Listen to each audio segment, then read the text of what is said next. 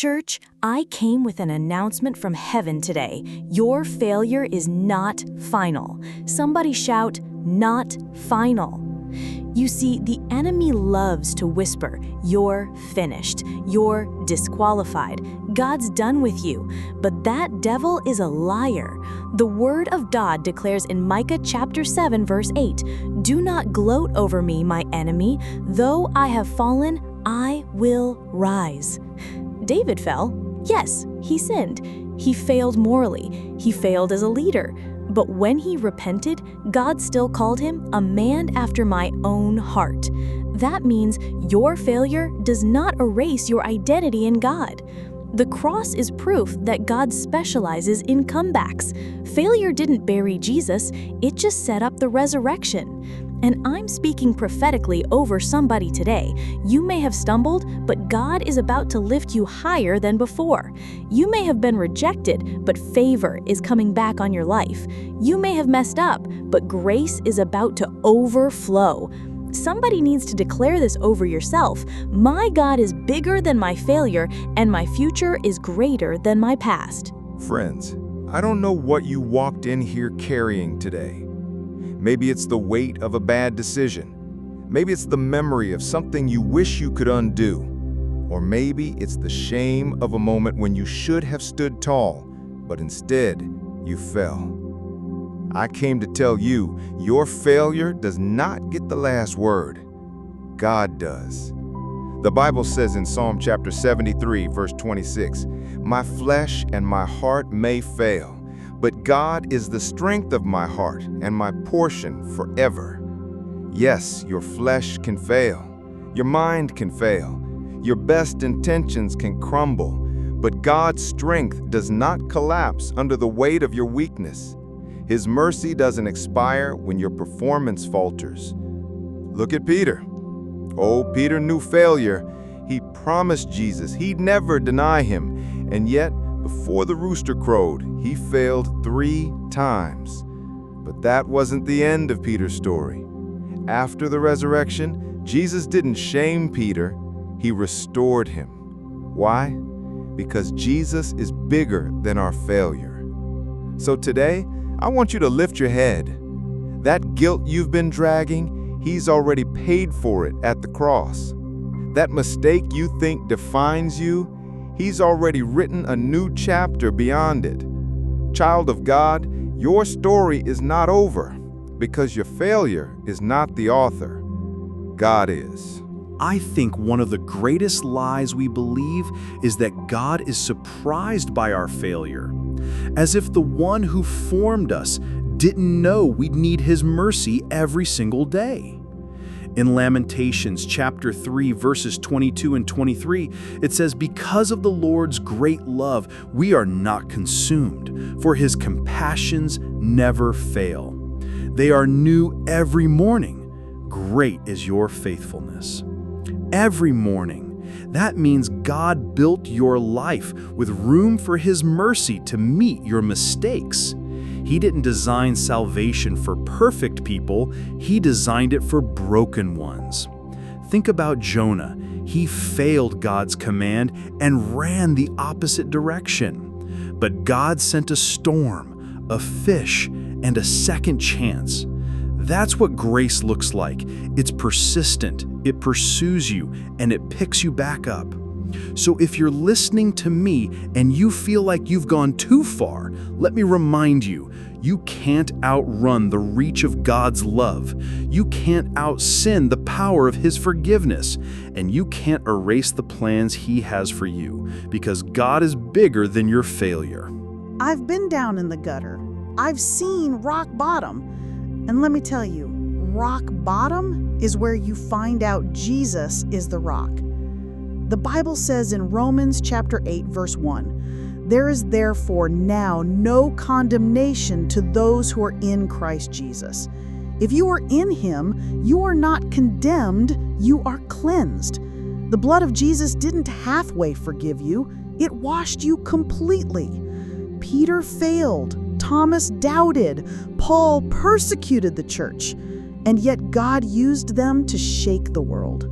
Why? because God never measures your future by your worst moment. He measures it by the power of the cross.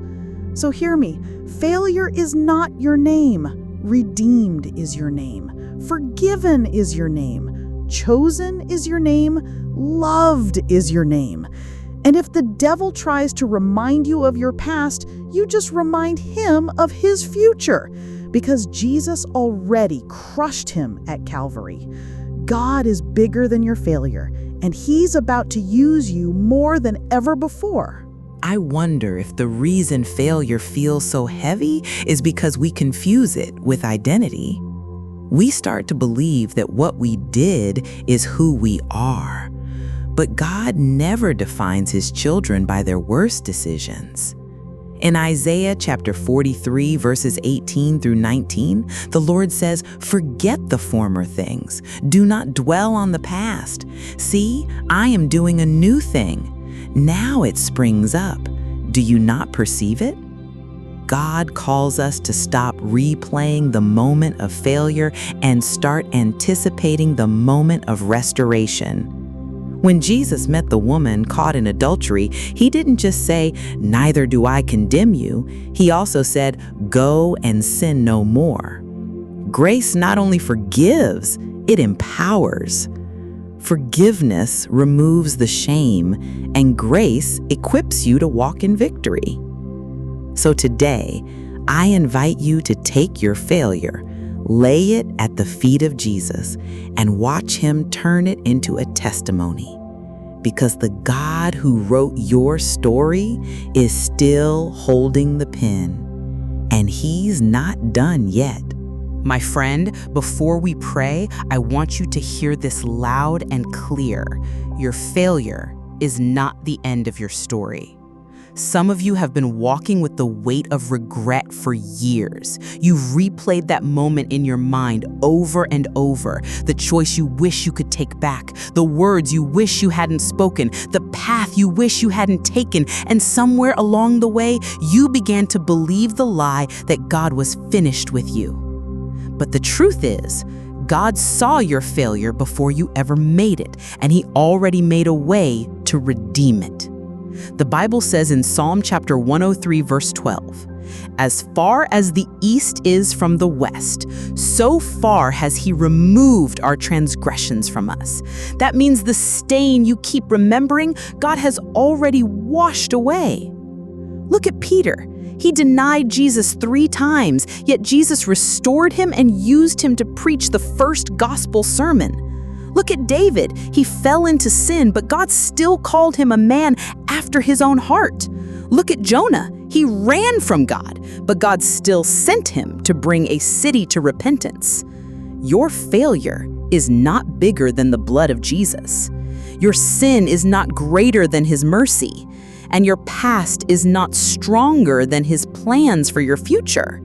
So, as we pray now, I want you to do something. Bring that failure to the cross.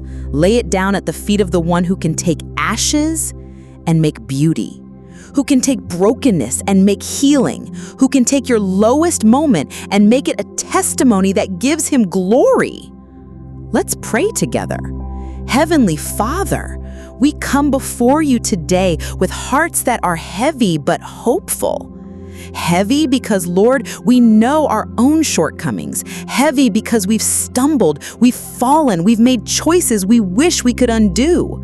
But hopeful because we know you.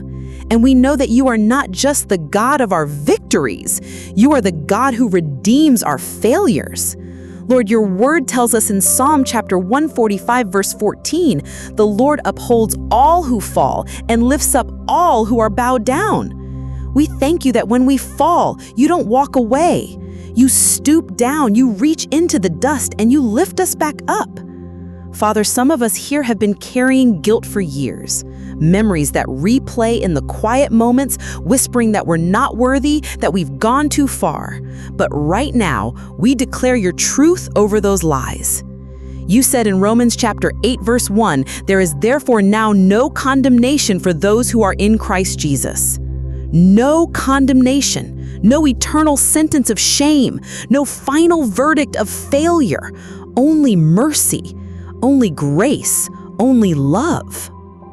Lord Jesus, we remember Peter, the disciple who promised you everything but denied you 3 times.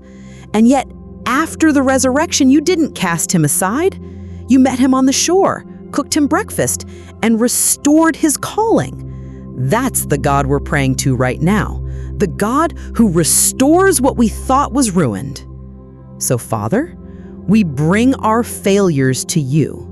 We bring the broken promises, the missed opportunities, the moments when fear was louder than faith, the seasons when we ran away instead of running toward you. We lay them at the foot of the cross where your blood has already covered them. Lord, your word in Micah chapter 7 verse 8 gives us courage to stand again. Do not gloat over me, my enemy. Though I have fallen, I will rise. Though I sit in darkness, the Lord will be my light.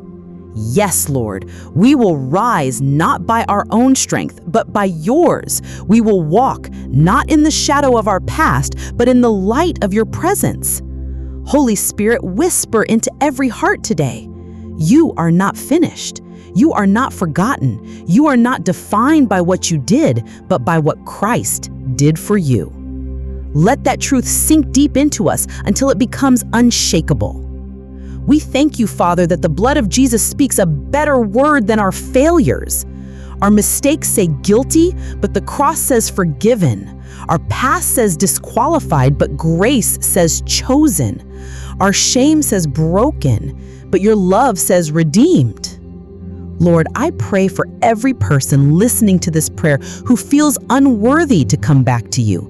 Wrap them in your arms right now.